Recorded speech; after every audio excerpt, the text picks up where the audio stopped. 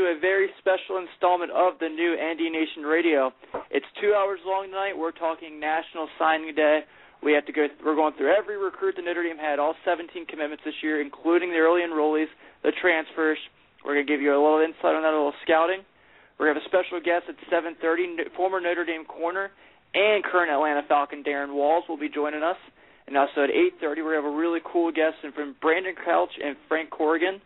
These guys read the children's book series known as Dream of the Echoes, telling a lot of stories about Notre Dame football. Guys, a huge show, 2 hours. We got a lot to go with. Before we get started, let me introduce you to my fantastic panel of co-hosts, starting with the man from South Bend, Indiana. He is Jason Craig. Jason, how you doing today, my friend? I'm doing good. Exciting day in recruiting and signing and letters of intent. So we're gonna have a great show and talk about all these incoming players that we're gonna have and the impacts that they can make in the future for this Fighting Irish football program. Absolutely. We're gonna give our pluses, our minuses, our winners, our losers. But what other guy to talk about that than the man? This guy is Steve Herring. He writes the blog herringbonesports.com, and now he gives you the courtesy of listening to our shows on YouTube. Steve, welcome to the show. How are we doing today, man?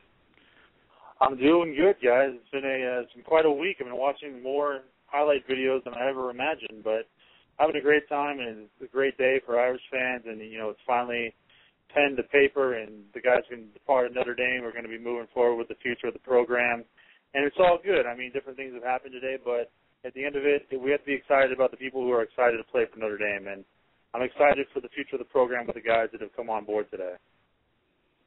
Absolutely. Well, let's get started with a guy that isn't coming to Notre Dame, a guy we thought was coming to Notre Dame for 8 months, changed his mind at the last minute. I know a lot of people were upset about this, but ladies and gentlemen, there's nothing we can do about these recruits. They're kids, and if you do bash them, shame on you. It's not a good thing. It doesn't make the university look good. But we're going to go ahead and talk to Deontay Greenberry. Like I said, Deontay was committed to Notre Dame for 8 months. His game plan was, that we all thought was, he was going to follow his cousin T. Shepard to Notre Dame. They were going to play together. But over the weekend, Greenberry took a visit to the University of Houston, had a good relationship with the wide receivers coach. He decided to sign his letter of intent to the University of Houston today. I know a lot of people are complaining, a lot of people are griping. It's a huge loss, and this guy's a very talented player. He could have been a star at any university in the nation, not just Notre Dame. Even he was also considered by USC. Houston was also on that list. But this guy could have been a star anywhere. It is an unfortunate loss, Jason, but, that's where Ryan Kelly comes with his next man in, and I think we have quite enough people that can fill in that slot. Yeah, I agree. It was definitely a shock.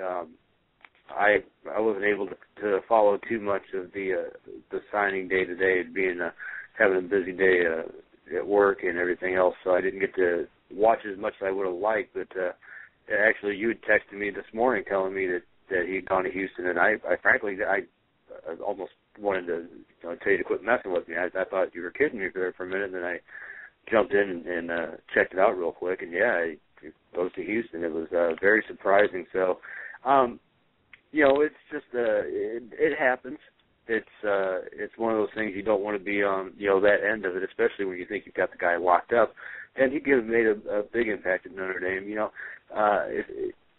We're not going to know what his reasoning was exactly, to flip his commit like that in the 11th hour. And best of luck to him. And I hope he indeed made the right decision for himself.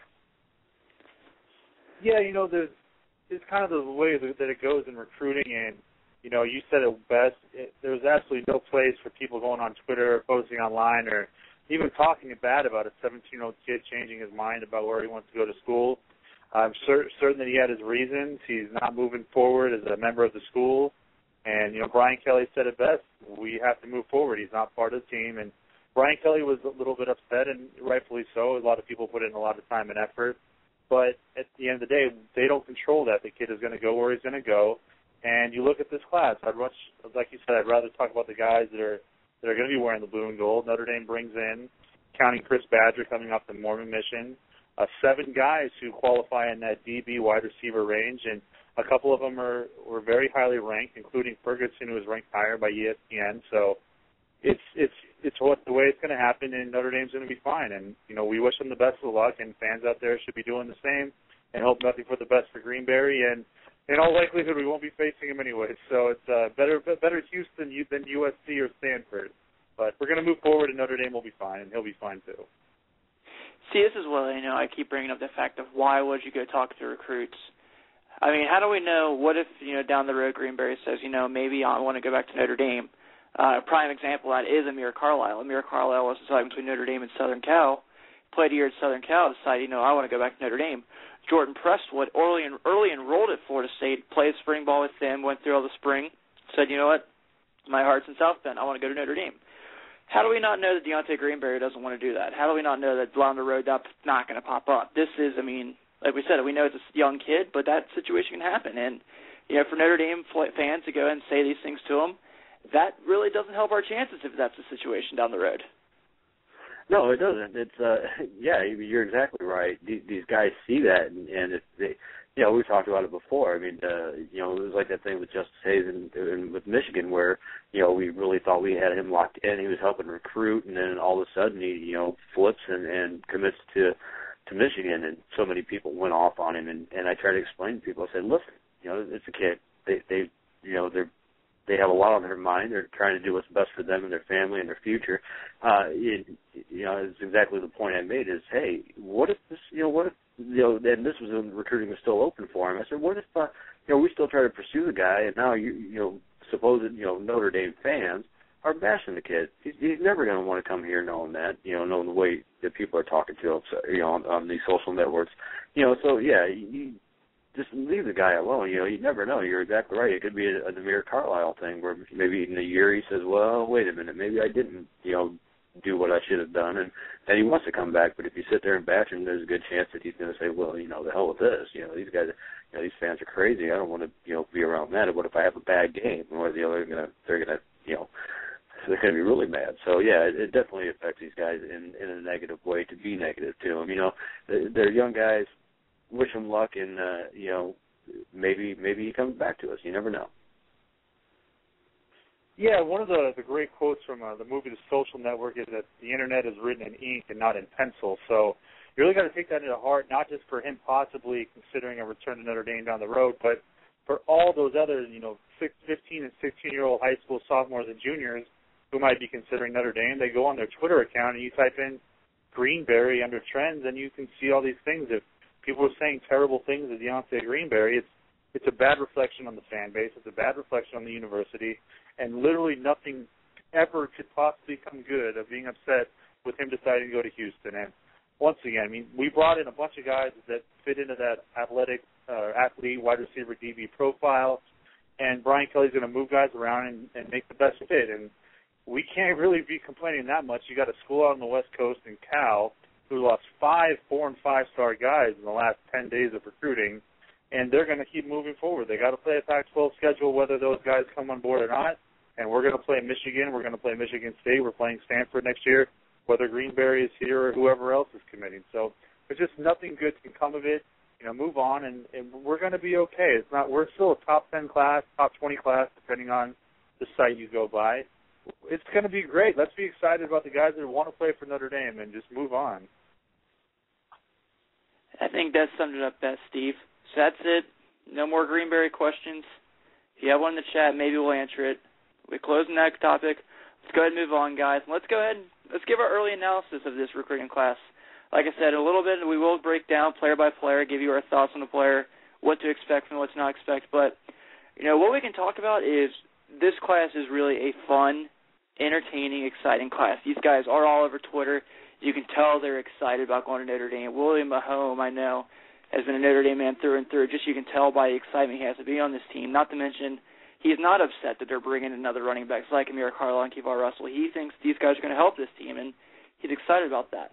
Now, this team isn't this recruiting class might not be as attractive as an Alabama or a Texas or an LSU, but this is a very fun class because what they did, and Coach Kelly talked about in his press conference today, was they filled their needs. They got the players that they needed to get. And I think a huge part of that, you saw all the attention they paid to the secondary. They got a bunch of great guys in, not just T. Shepard, not just Elijah Shumate, but guys like Nick Baratti and guys like C.J. Precise. A lot of very talented players. It's a big win for us. We needed a good quarterback. We went and got, arguably the number one quarterback in the nation, depending on what site you look at. We lost Jonas Gray. We got 3 guys that might be able to fill that spot and be that power back. We have so much that we can be excited about. Jason, what are your overall thoughts, your early thoughts on this recruiting class? Well, yeah, I think we nailed down some really good kids, really good players, and we filled some areas that needed to be filled. I personally would have liked to see us go after a top flight inside linebacker, knowing that Manti's got his 1 year left. So that was kind of surprising to me. And I know there's some other guys on that side of the ball that the staff are really high on, that they feel can fill that position really well. We maybe they think we've already got that guy, which is probably what I'm just speculating, but I was surprised by that. But other than that, you filled some areas of need. There's some guys in this class that some people are going to say, but I think there's some sleepers in there that can really make a big impact. You look at a guy like Chris Brown at the wide receiver position, 6'2", 175 out of Hanahan, South Carolina. He's gonna develop into a he's got a lot of upside, and there's obviously the names that everybody is high on the list, like the Amir Carlisle, and the Sheldon Day, and Gunner Kiel, and those guys. But there are some other guys on this team that are have some really impressive numbers coming out of high school, and that can make a big difference, possibly even next season. So overall, I don't know if we're necessarily a top 10 class after the loss today, but Gunner Kiel flipping his commit in the 11th hour obviously helps that a lot. So overall, I think we've got a great class. I'm really excited about it. There's some guys that are going to make an impact right away, and some guys obviously are going to have to be developed some, and like Steve said, there's going to be guys getting moved around too. So it's going to be interesting to see how Brian Kelly how he adapts to the personnel he's got. And I think the other thing you have to think about, we don't have a top 10 class, or we're definitely, I'd say, top 15, top 20, at the bottom end of that scale. But if you go back and look at Brian Kelly's career, he has developed players that weren't 4 stars or 3 stars. Some of them were 2 stars, or even not even that good. So that's the one thing that impresses me about Coach Kelly, is that he's able to develop players and put them where he needs them and get production out of them. So, all in all, I think we're fine.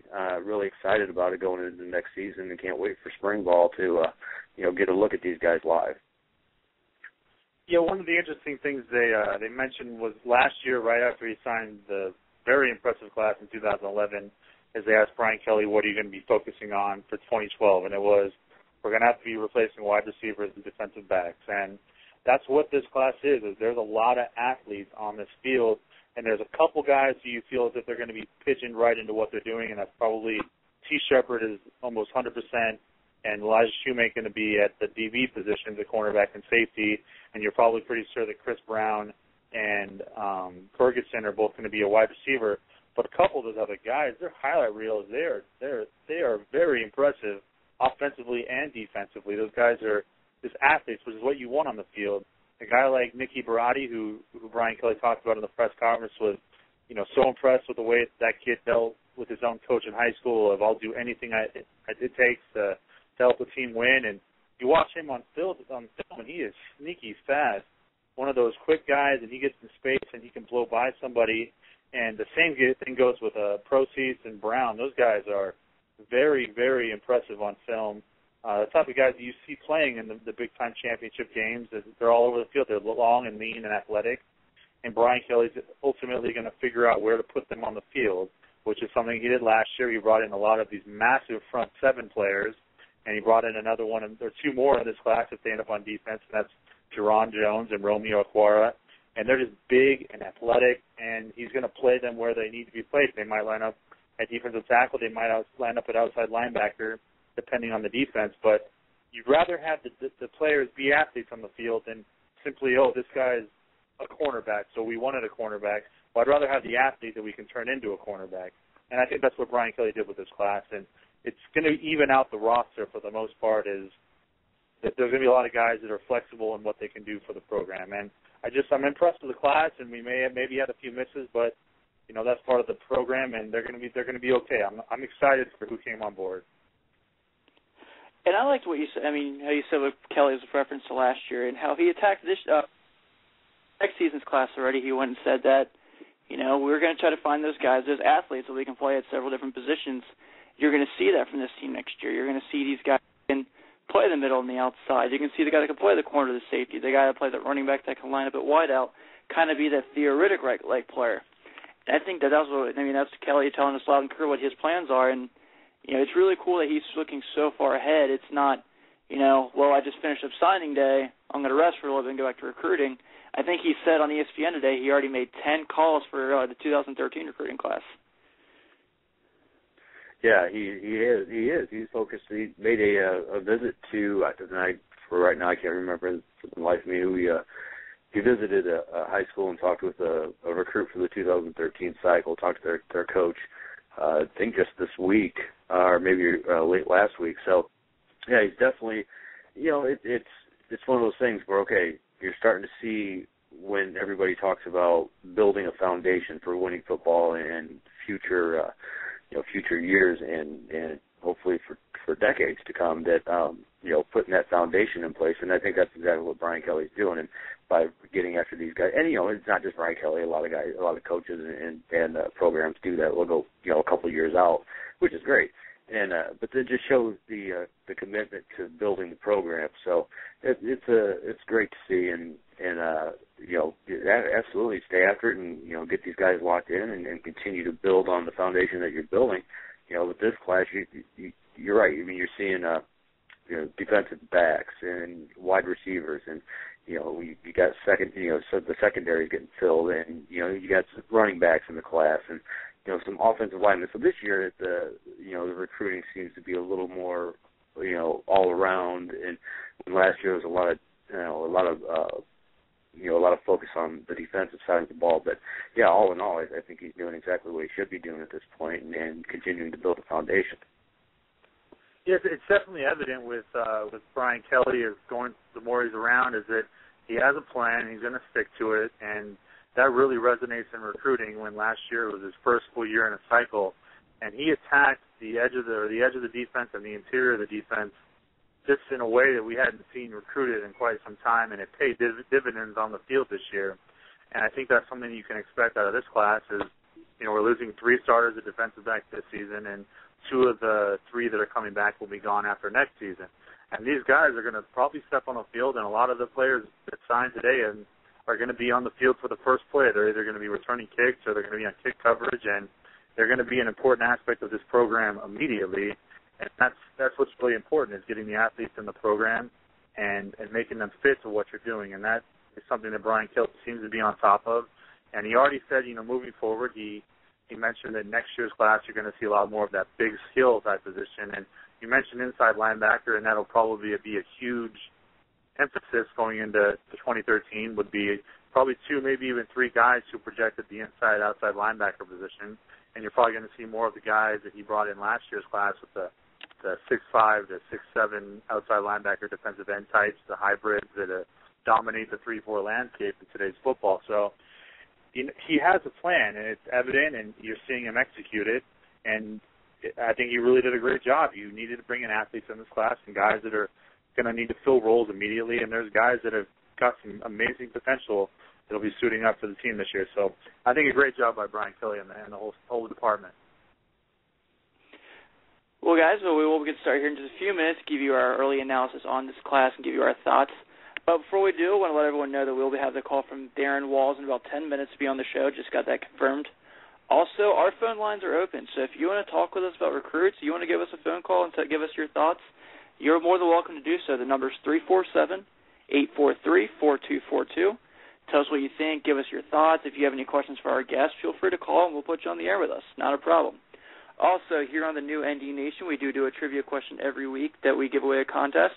How it works is you answer the question we give you here on the show. You send in an email to us at contacttnndn@gmail.com, and we take the round of winners that we get. If you have the correct answer, we pull the name out of the hat, and that's who wins the prize. It's the fairest thing we can do. We had 8 or 9 people win the same time, so that would be a fair arrangement to do. So, folks, here we go. I think I've got some people stumped, but I know there's some Notre Dame fans out there that might be able to get me. That 2007 Notre Dame recruiting class was a very popular class. the likes of Jimmy Clausen, Armando Allen, Golden Tate, Ian Williams, and our guest Darrin Walls. What member of that 2007 freshman class originally had a commitment to play football at the University of Iowa and was talked out of it by Brian Smith? Well, never mind. Just gave the answer. Wow. Meant to say Charlie Weiss there. Hey, it's Brian Smith. All right, cool. I was going to say I'll give you the clue. He's been on the show before. Ladies and gentlemen, that's a brain fart on the air, ladies and gentlemen. Try it sometime. All right, so let's move on. I understand. Let's move on. Let's go ahead and get started with this guy's time. I've got the name right, I promise. Let's start at the quarterback position. Let's go ahead and get our names out about Mr. Gunner Kiel. Gunner, depending where you look, was the top-rated quarterback in the nation. Very athletic, is very familiar with the spread system, can scramble, has a good arm, is also an early enrollee, and will be supporting jersey number 1 at Notre Dame. Gunner has already been through a big process of recruiting, going between Indiana, LSU, and now here at the lovely University of Notre Dame. He also is a member of a Notre Dame family with his Uncle Blair being a former quarterback at the university. So, we've given our thoughts on Gunner Kiel for about 8 months. We can finally, after this, quit talking about Gunner Kiel till spring football. So, Jason, overall, your thoughts on Gunner as an athlete and how you think he'll fit in at the University of Notre Dame? I think he's going to be a good fit. He comes in at 6'4", 220, and from all accounts, he's probably, one of the most physically developed players that we've had come in a long time at the quarterback position, to say the least. So he's got the size, he's got the arm strength. He's played great football. Obviously it's going to be interesting to see how he fits in the spread. I know he's run it some. From what I understand, more of a he's been in more of a pro style situation. Obviously, he's a Gatorade Indiana Player of the Year for 2011. He was on the top 50 All-State team for 2011.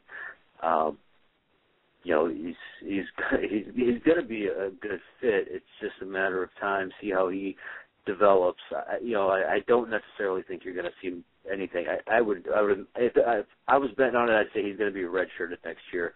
Because we do have a stable of quarterbacks right now who are, more than capable of running the spread and have that time in the system. And I think it's going to be a shootout during spring and spring practices, and then into the fall to see who's going to be the starter. But I think he's got a chance at it. But in my opinion, I think you're going to see one of the other three named as the starter.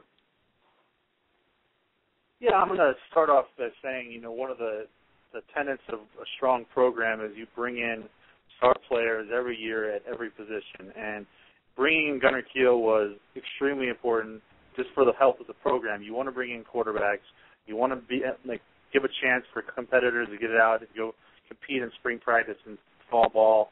And all through the season, you want to have high-quality talent at the position. So just having him in this class is important, and it safeguards in case one of the young guys is kind of nudged out of the competition in the spring and decides to transfer. I think it's really, really important for us to know that we're not going to have only 2 quarterbacks on the roster for 2012 season. So that's important. As far as projecting him out, it's going to be a dogfight, and I think that Brian Kelly, with his skill set, which you mentioned he's run some spread, but from the highlights I've seen is a little more pro style, which is something that Brian Kelly was familiar with Pike and Caleros at Cincinnati, is that the bigger, strong-arm quarterback who can run but doesn't necessarily design an offense around that. So he's going to get an opportunity to go out there and use his best skills, which is a strong arm and different aspects of a quarterback that you just can't teach, and he's a great athlete. But I'm with Jason. I would be a little bit surprised if he were to grab that starting role by the beginning of next season, but I think he's going to get the opportunity. And, it's a great chance for all of us to try and show which way we're tipping our hand in the quarterback battle before they've even taken a snap. But I think that there's a lot to be heard still from Everett Golson and also from Andrew Hendricks. And it's exciting when you have a bunch of players you're excited about taking the helm of the team. So it's a big get, and it's something that you're definitely comfortable with moving forward, that you have an elite quarterback on the bench that could possibly be brought in at any time. What I really thought was funny is how much Brian Kelly seemed to enjoy having him in the system. It seemed like, when he was interviewed about him today, he always had a big smile on his face when the name Gunner Kiel came up, which you can't blame the coach for that situation. This is, a highly touted recruit, really his first blue-chip offense recruit he's brought since coming to South Bend. And I like that, the way he described him was how well he fit in with the team. He said that the players love having him around, and you can tell that the wide receivers coming in, Ferguson and Brown, and the running backs are just really excited to play with this guy, and they're looking forward to playing with him, catching passes from him. And I think that that's a huge thing is, everyone wants to play with this guy, so when that day comes that he does take over, whether it is this season coming up or the season after, everyone's going to respond to Gunner, and I think that's a great thing for the university. Oh, it absolutely is. It's it's huge. Even little things like recruiting.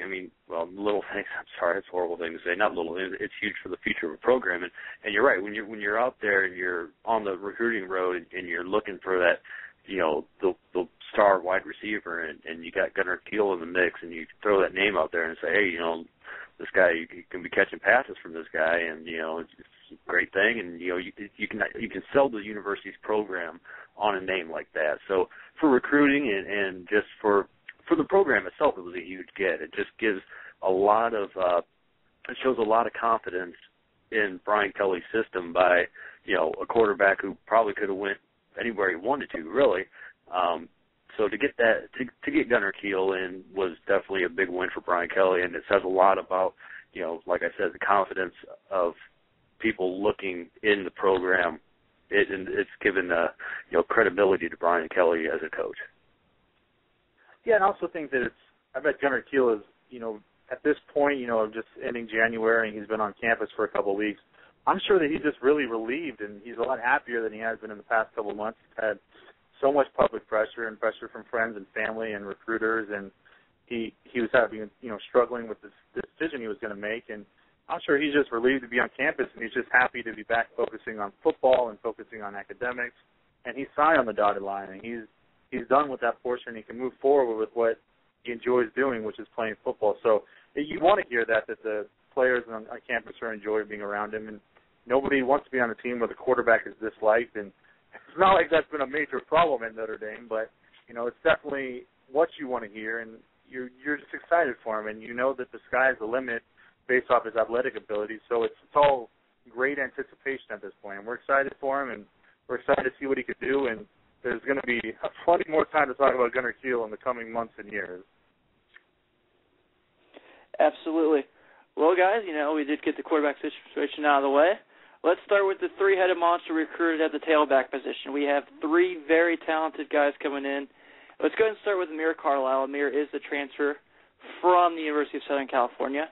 For those of you who don't know, he is inheriting Michael Floyd's number 3 jersey.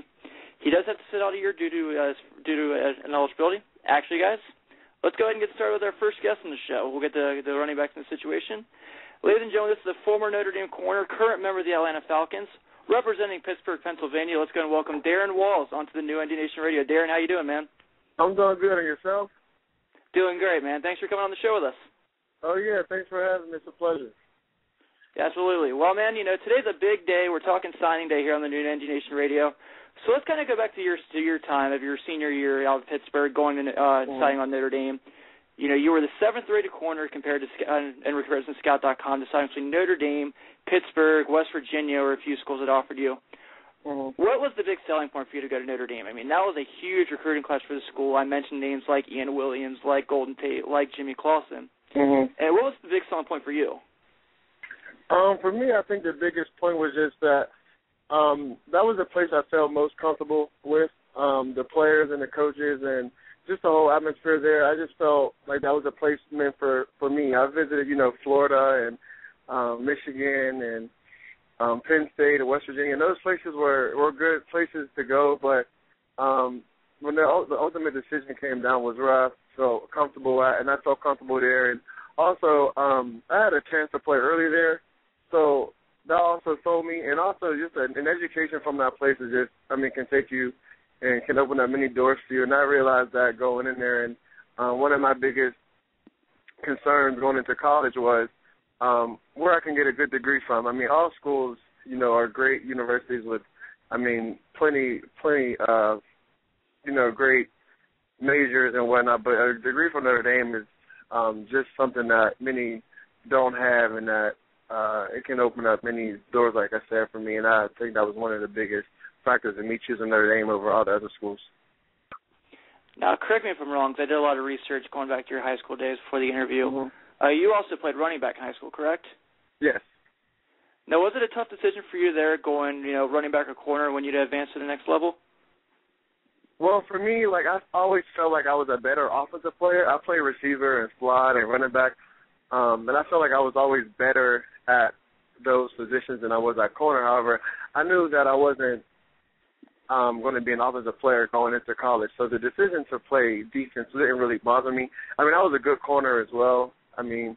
But the ultimate position for me was defense and cornerback. I wasn't,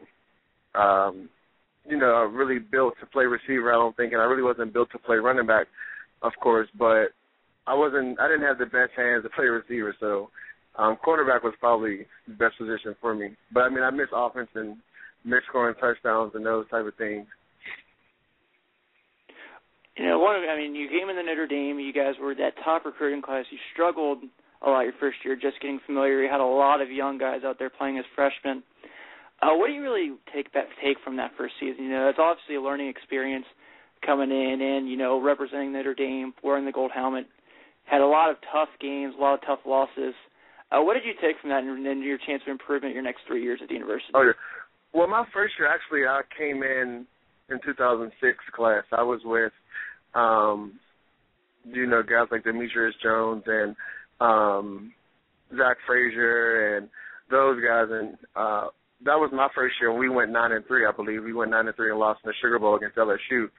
Oh, my bad. That was the first year. Yeah, that was my first year. That's okay. That was my first year there. And I learned a lot from that year. I played as a freshman against Calvin Johnson, and I played that first game against him. We beat Georgia Tech down there. I think it was 13-10. We won that game, and I played. Ambrose Wooden was actually starting corner, and he ended up getting hurt, and then that gave me an opportunity to start some games my freshman year. And I didn't do too well. I didn't do horrible, but I didn't do too well. And he came back, and I didn't play anymore that freshman year. But my sophomore year, Jimmy's class with Golden and those guys, we went 3-9, the whole opposite from the year before. And I actually had a good season individually, but as a team, we didn't do too well. But for me, I just took it as a learning experience. I learned so much from that season. You're always going to face adversity in life, and it's how you respond to it and how you react to those tough times what makes you that much better of a person and as a player. So going through that season, it was tough. We got beat up by a lot of teams, but I just tried to remain, positive about the whole situation. Because, that happens in sports. You may have a bad game one day, and then the next game you have the best game of your life, and that goes with seasons as well. And that was a tough season, and I think we all learned from it, just coming back and facing adversity and facing tough times and being able to withstand those kind of situations. So let's go ahead and talk now. You're currently a member of the Atlanta Falcons. You just finished your rookie year. You made the team in the preseason. Got to play in the playoffs against the now NFC champion New York Giants. Unfortunately, didn't go your guys' way. I know it was a tough loss for you guys. But you had quite a bit of playing time there. You had the first tackle in the game. Take us through your first experience in the NFL. What was that like? Your rookie year, you get to go to the playoffs. You get to represent the Atlanta Falcons. And what was that experience like for you? It was kind of a different, situation than it has been for other players in the past. We had the lockout, so we didn't really have OTAs or mini camps or anything. So we're going into football camp with no prior knowledge to what, defenses were running or how the system is ran. So we're being thrown into this situation with not really much knowledge of the game. So it was tough going through training camp, learning on the go. We're in practices and we're learning defenses on the go, and players been here a couple of years and know and fully understand what's going on. However, for us, it was definitely difficult trying to learn a playbook and also do well on the field because there's only a certain amount of time that we had to impress our coaches. And so with that, it was tough because we didn't want to not do well because, we only have 2 weeks. And in those 2 weeks, if you don't do what you're supposed to do, they're just going to let you go. And that's just how the NFL works. And I was fortunate enough to beat out the other corners who they had brought in. And it was just a different atmosphere switching from college to NFL because NFL, they can just let you go, cut you, and that's at the end of the day. College, you still have a chance to stick around for years and develop and be better. But at the next level, it doesn't matter. If you're not ready, they're just going to let you go. And I understood that, so I had to be on top of my game and try to get an advantage over other players, and I did that, and I made the team. And the first 12 weeks of the season, I didn't get to play at all, but I was going up against guys like Roddy White and Julio Jones and Harry Douglas in practice, and it just made me a better player and prepared me for when I do get an opportunity to play against other people, I'd be able to play up to my ability and play well against those guys. And I think the 13th week of the season or the 12th week of the season, we played down in Houston, and that was my first NFL game experience. And, it was a great one. I had made the first tackle on kickoff, and it was open field tackle. And once that happened, the nerves kind of went down. And then I was nervous going into that game, but after I made that tackle, my nerves went down, just like any other football game, any other player. But going through this season, going through the playoffs, it was an exciting time in my life, and it was definitely an experience I won't forget because many players don't really get a chance to play in the NFL, yet alone play a game in the playoffs. And there's players who've been in the league for many years who never made a playoff appearance. And with that, I just tried to take everything in that I've been learning from the whole season and from that game. And in that game, I was pumped up. I got to play special teams that game, and I made the opening tackle and kickoff. And, that's just something I'll never forget. And, just season was just definitely a learning experience on how the NFL works and what to expect now going into the next season. And 2 more questions before I pass on to my co-host, Steve. First one, talk about the Georgia Dome, man. I've never been inside there, but I've driven by it before, and it's huge, from the outside. I love to be there for a football game. I know the crowd's crazy. It's all red and black. The city has really adapted really well to the Falcons with their, Matt Ryan coming and everything. What's it like being in there on Sunday afternoon? It's definitely an experience that, it's hard to describe. The fans are great. We have great support, and, it gets loud in our place, and it's really hard to describe the feeling of just being out there and being home. It's definitely an experience that I think everyone on the team knows what I'm talking about, but it's a different atmosphere from college, definitely.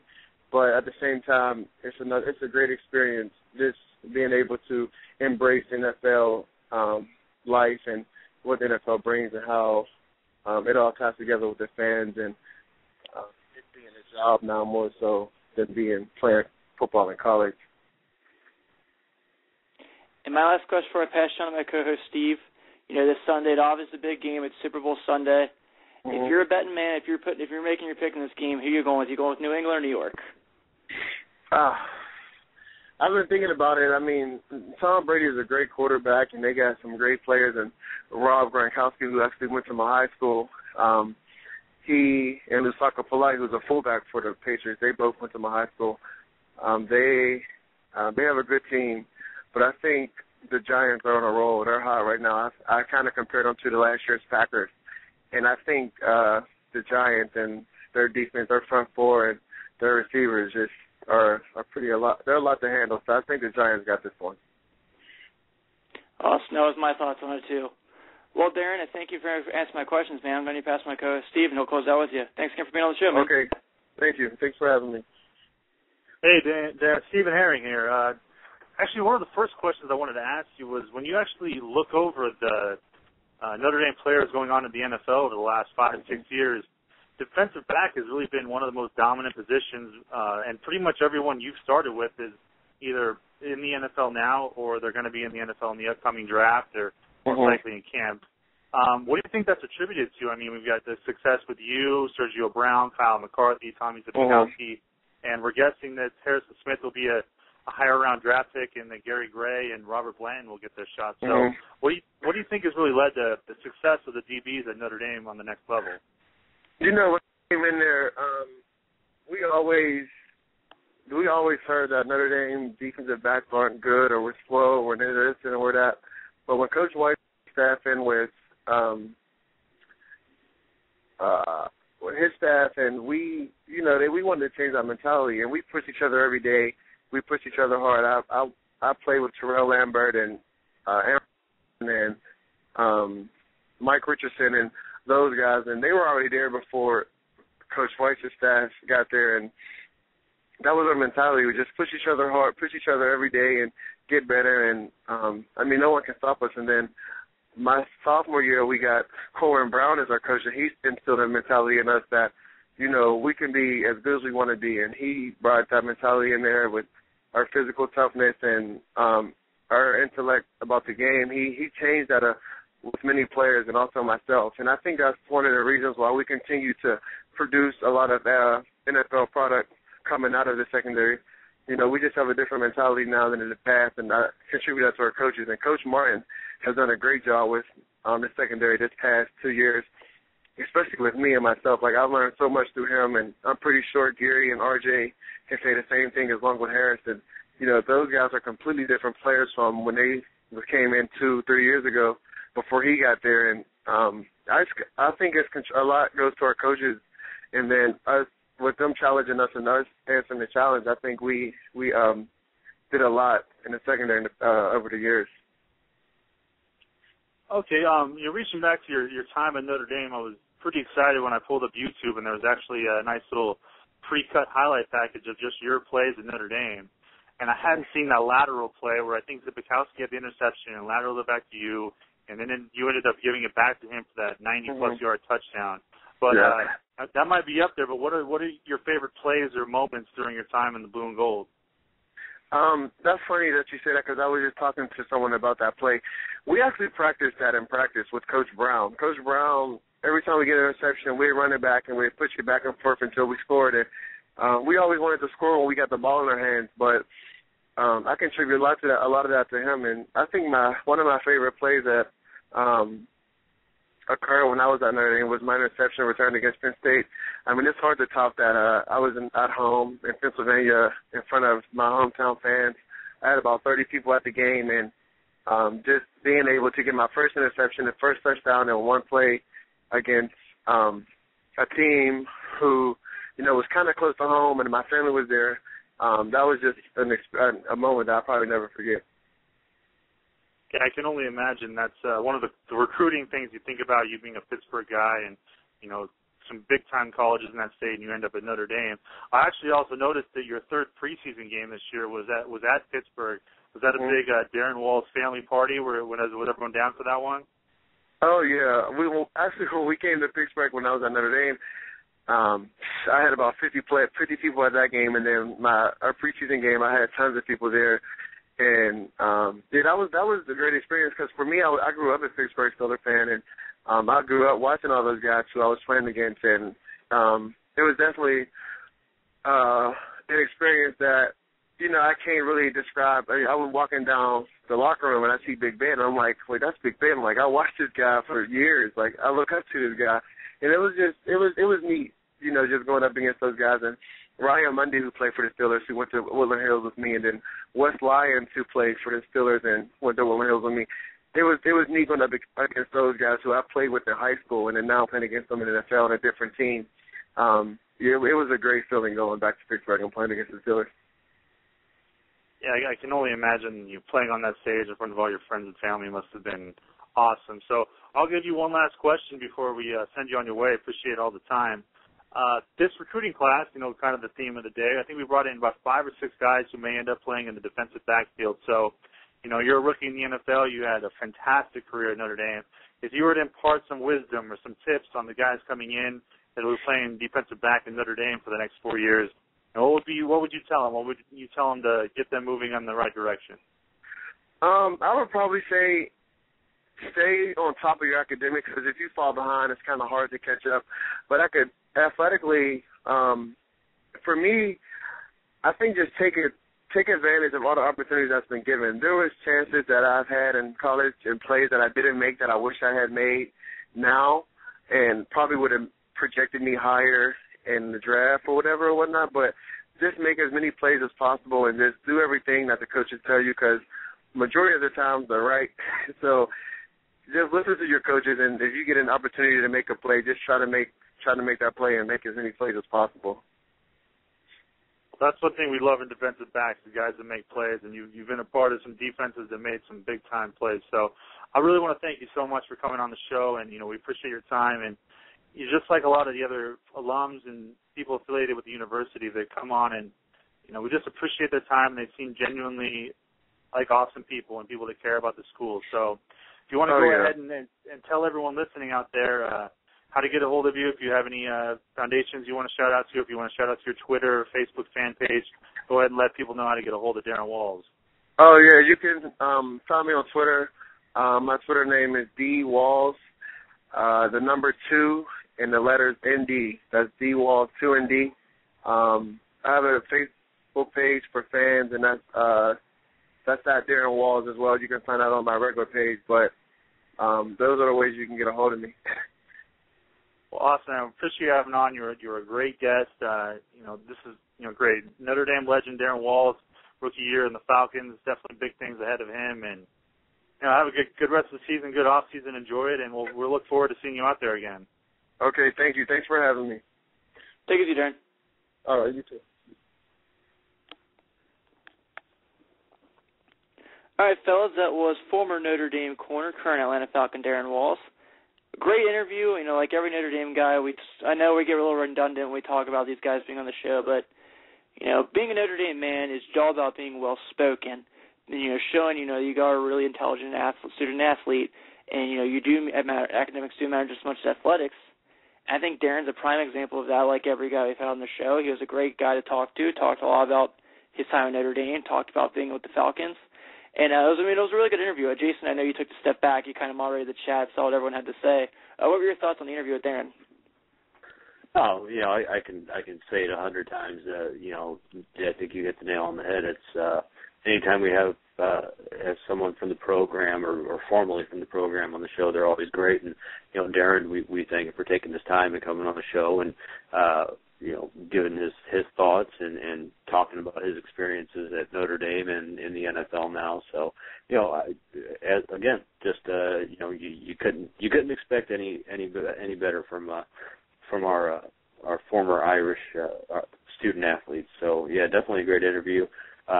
Unfortunately, with the week I've had, I haven't had a lot of time to do a lot of research. I've been with work, and then some stuff I've been working on.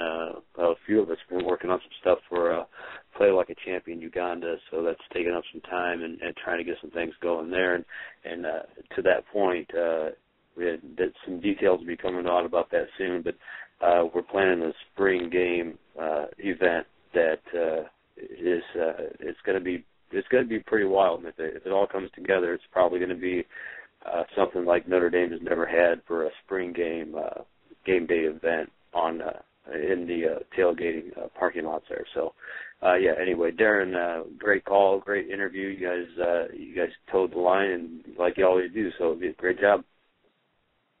Yeah, it was great talking to him, and it's you come to expect it from these guys that they're so well spoken, and they're appreciative, and they really enjoy their time at Notre Dame, and it reflects in what they say. And not to speak poorly of a lot of other schools, but there's not many other places you're going to talk to a rookie in the NFL who, was a big-time recruit, and he was a star player, and he's now in the NFL, and you say, what are you going to give tips to incoming recruits? And he says, keep your academics straight. That was the first thing he said, and that's kind of what goes in the territory of Notre Dame, is that they go hand in hand, and he definitely appreciates his education, and it shows. I mean, I think that's great. I love to hear that kind of stuff, and he couldn't have been more gracious. I'd love to have him back. So great interview with Darrin. Yeah, it was, and I definitely agree.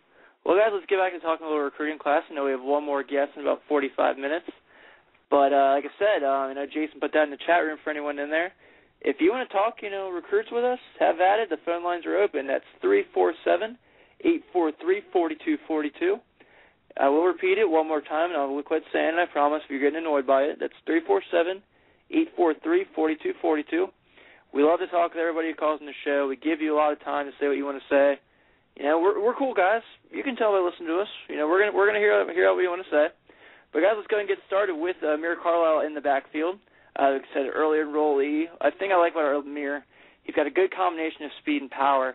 And for those of you, who said, well, Amir was a little bit low on the depth chart, Lane Kiffin today during his press conference at Southern Cal was asked about the departure of Amir Carlisle, where he said his big emotions were that he was surprised and disappointed he left. So, was USC's loss here is Notre Dame's gain? Yeah, absolutely.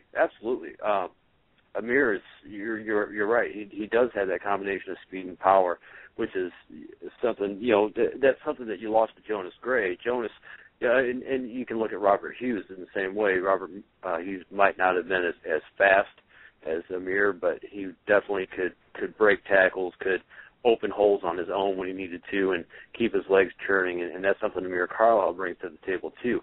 And he put up good numbers with USC, so it's definitely a good get for us. Obviously there's that year that he has to sit out because of the NCAA rules, and but at the same time, there's nothing wrong with that either. We've got some running backs in there that are really good, and it gives him that time to learn the system. So when he does come in, he's going to have a lot of knowledge under his belt of Brian Kelly's system and how he runs the show. So, it's definitely a good upside. So happy to have him, and it's a good get for us, definitely. Yeah, one of the things that surprised me when I first pulled up his highlight reel was he was smaller than I expected, and I was watching the reel, and he's breaking tons of tackles, and I couldn't believe it. And I finally get to the end of it, and it comes back on again, and I realize I'm watching his highlight reel from his sophomore year in high school. And I'm going, oh, my, I can't even believe this. He's a couple inches bigger now, about 25, 30 pounds heavier. But he was just blowing guys away with his speed, and anybody that hit him, he was shaking off the first 2 or 3 tackles, and he was ultra impressive.